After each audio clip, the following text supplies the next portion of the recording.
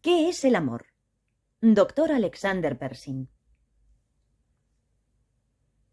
El amor es el deseo de que los demás sean felices y tengan las causas de la felicidad. Basado en el entendimiento de que todos desean igualmente ser felices, es universal e incondicional.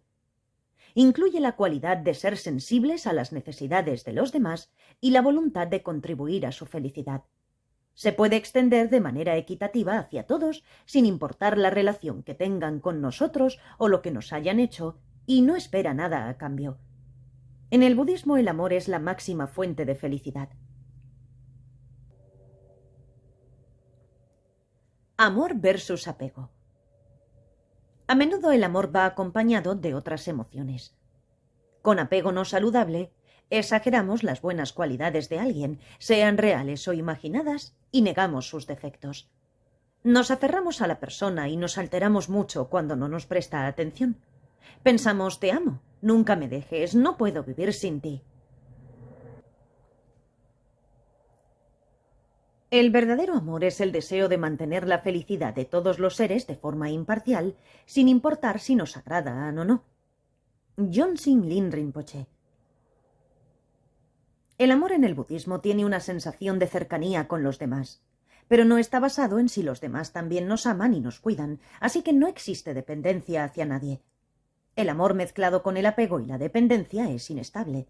Si la persona que amamos hace algo que nos lastima, es posible que dejemos de amarla.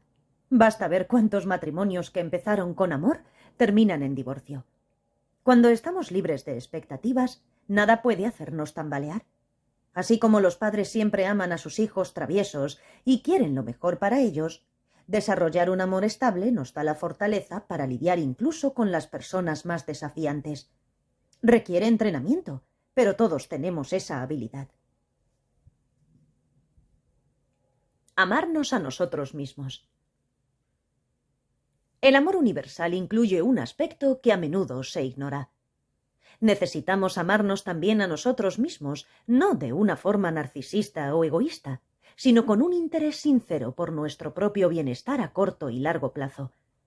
Es posible que no nos gusten ciertos aspectos autodestructivos de nuestra personalidad, pero eso no quiere decir que queremos ser infelices, el opuesto del amor.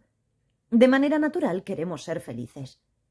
Cuando dirigimos el amor hacia nosotros mismos, no es meramente desear que algo satisfaga nuestro incansable deseo de placer y entretenimiento.